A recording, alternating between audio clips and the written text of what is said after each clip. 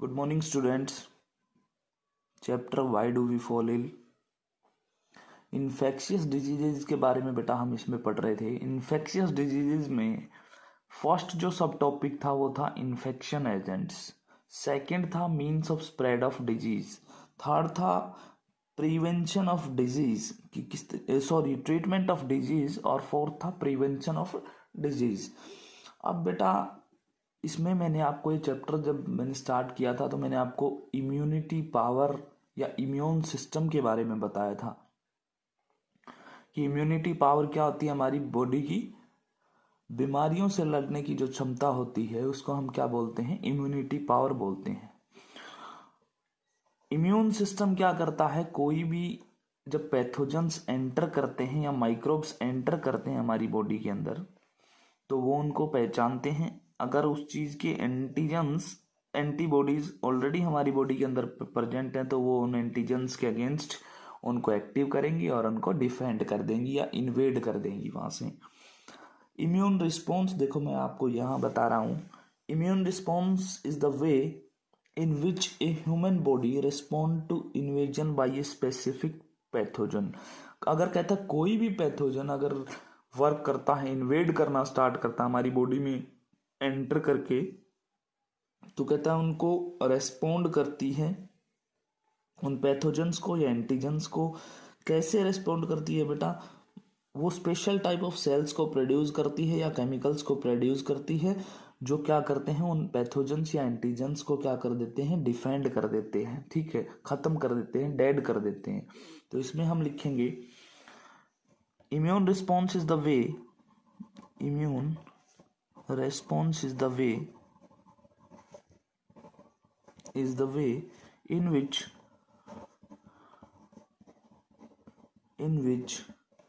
a human body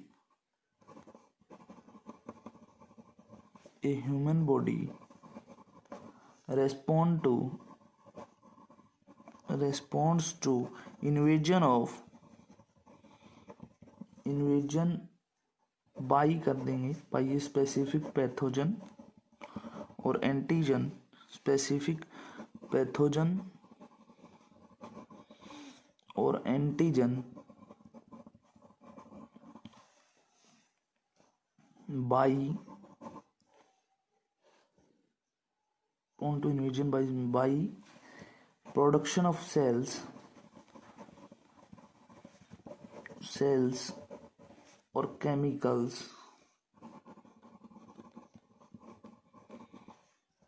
that are designed to, जो कि हमारी बॉडी में किस चीज के लिए बने हुए हैं, design to defend the body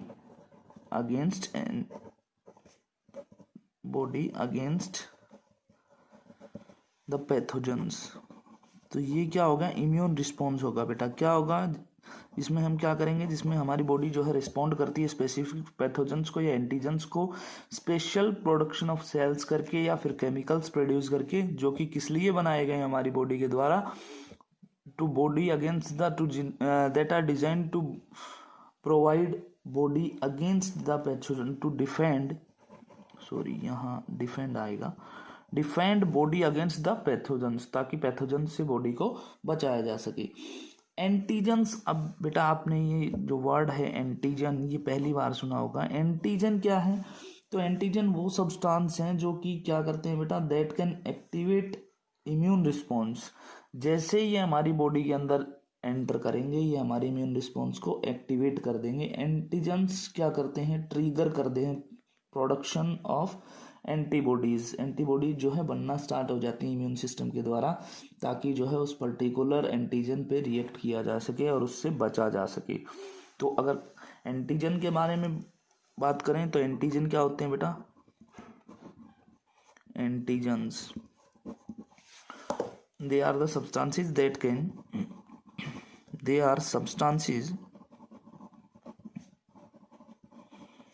that can activate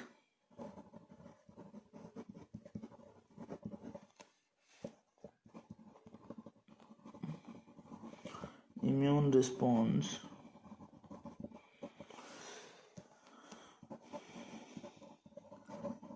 antigens trigger production of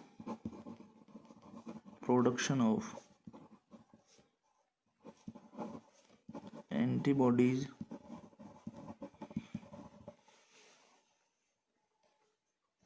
bye immune system.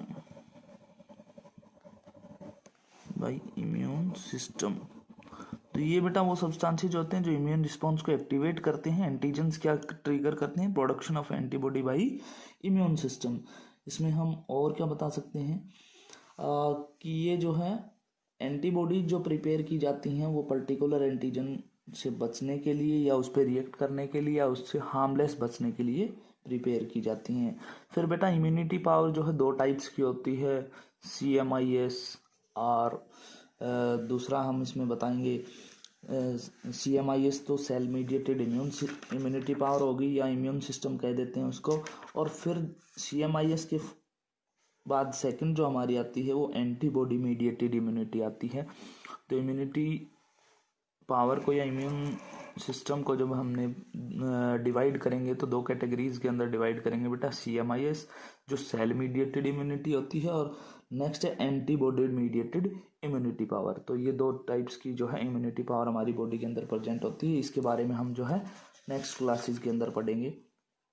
अब तो ये क्या है बेटा, इस तरीके से एंटीबॉडीज ऑलरेडी प्रिपेयर करके कुछ बीमारियां ऐसी होती हैं, जैसे मैंने आपको एग्जांपल दिया भी था कि पोलियो का वैक्सीन जो है बचपन में ही लगा दिया जाता है ताकि फर्दर लाइफ ड्यूरेशन के दौरान जो है उस पर्सन को या इंडिविजुअल को पोलियो ना हो। क्योंकि जैसे ही पोलियो के पैथोजेंस हम कहेंगे या फिर एंटीजेंस एंटर करेंगे बॉडी के अंदर, तो पोलियो के जो एंटीबॉडीज ऑलरेडी प्रेजेंट है हमारी बॉडी के अंदर तुरंत वो उनको पहचानेगी, आइडेंटिफाई करेगी और एक्टिव हो जाएंगी।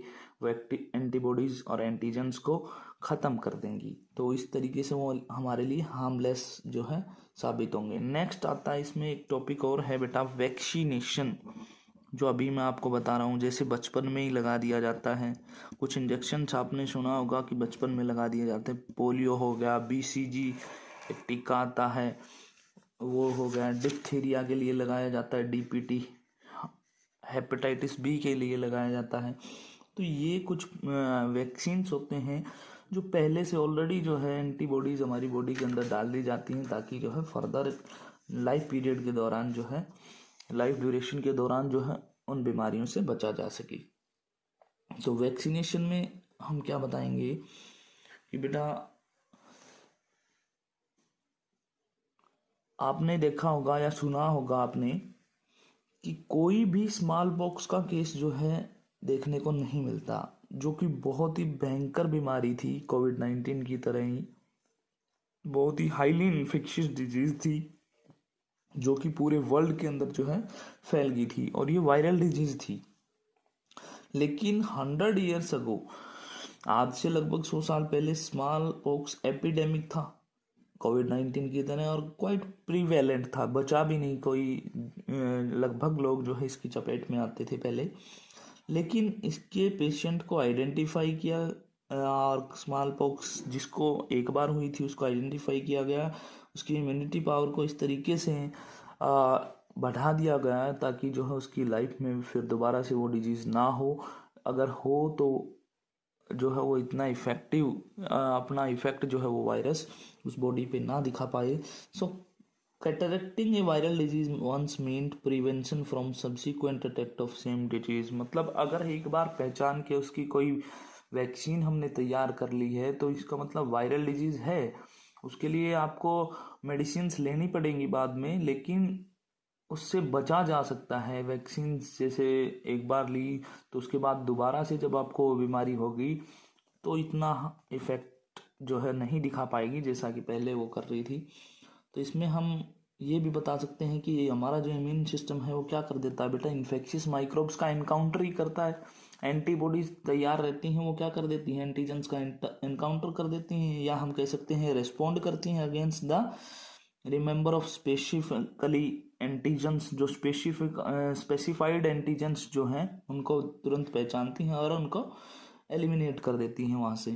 तो इसमें हम और कह सकते हैं कि This elimination the infection even more quickly than the first occurrence of the disease is on the basis of principle of immunization.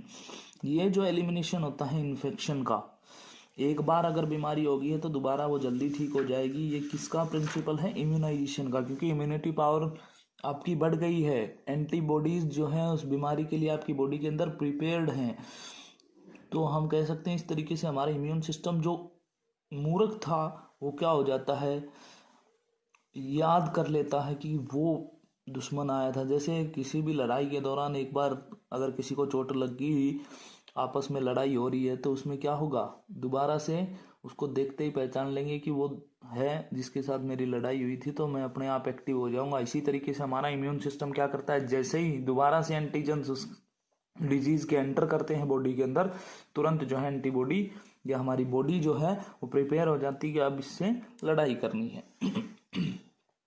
तो इसका मतलब ये नहीं है कि हम पूरी तरीके से जो है बीमारियों से बच सकते हैं, लेकिन ये है कि हम कोशिश कर सकते हैं. और सारी की सारे माइक्रोब्स के लिए हम एंटीबॉडीज हमारी बॉडी के अंदर नहीं डाल सकते. कुछ वैक्सीन्स हैं जो स्पेशल डिजीज़ के लिए, जैसे टेटनस के लिए, डिप्थीरिया के लिए, मीजल्स के लिए, पोलियो, हेपेटाइटिस, ट्यूबरकुलोसिस, इनके लिए हैं जो डाल दिए जाते हैं हमारी बॉडी के अंदर. और वो क्या प्रिपेयर कर लेते हैं, एंटीबॉडीज प्रिपेयर कर लेते हैं against the antigen of that diseases.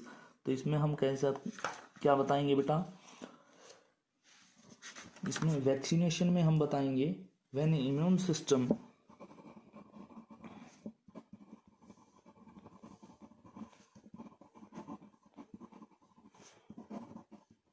first encounter an infectious microbe,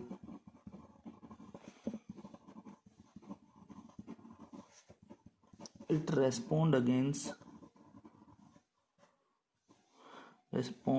against it and then remembers it. एक बार हमारी बॉडी क्या कर देती है, एक बार उनका इनकाउंटर करके दोबारा से उनको याद कर लेती है. जिसके साथ अभी मैं बता रहा था कि लड़ाई हुई, दोबारा से वो याद रहेगा. स्पेसिफिकली उस एंटीजन को हमारी बॉडी जो है क्या करेगी बेटा, याद रखेगी. So the next time that particular microbe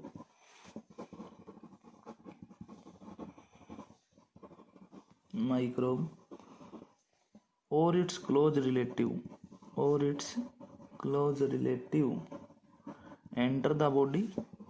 जब भी कहता है वो या फिर उसका कोई क्लोज रिलेटिव एंटीजन अगर बॉडी के अंदर एंटर करेगा, the immune system respond with greater vigour. Respond with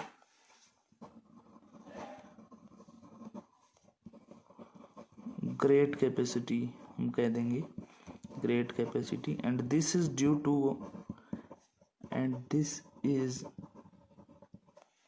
to vaccination. अब ये किसके कारण पॉसिबल हो पाया बेटा, क्योंकि पहली बार जब वो बीमारी हुई थी तो हमारी बॉडी पे वो ज़्यादा इफेक्ट दिखा रही थी, लेकिन उसके बाद हमने क्या ली, उसका ट्रीटमेंट लिया, तो हमारी बॉडी का इम्यून सिस्टम जो है उसमें एंटीबॉडीज उसकी प्रेजेंट होगी और उसने दोबारा से जैसे ही उस डिजीज़ का एंटीजन एंटर किया बॉडी के अंदर, पहचान लिया और उसको इन्वेड कर दिया या डिफेंड कर दिया, हम कहेंगे डिफेंड कर दिया, उसको भगा दिया या ख़त्म कर दिया. And this is the principle of immunisation. And this is the principle of immunisation. और यही इम्यूनाइजेशन का या इम्यूनिटी का सिद्धांत है. तो आज बेटा हम इतना ही करेंगे. कल से हम जो है एग्जाम्पल्स स्टार्ट कर देंगे डिजीज़ के जो होती हैं माइक्रो ऑर्गेनिजम्स के इन्फेक्शन के कारण. जैसे डिजीज़ कोज्ड बाय प्रोटोजोआ से कौन कौन सी होती हैं उनके बारे में पढ़ेंगे, ठीक है. वायरसेस से कौन सी होती हैं, बैक्टीरिया से कौन सी होती हैं, इन सब के बारे में पढ़ेंगे. तो आज के लिए इतना ही बेटा. Thank you and have a nice day.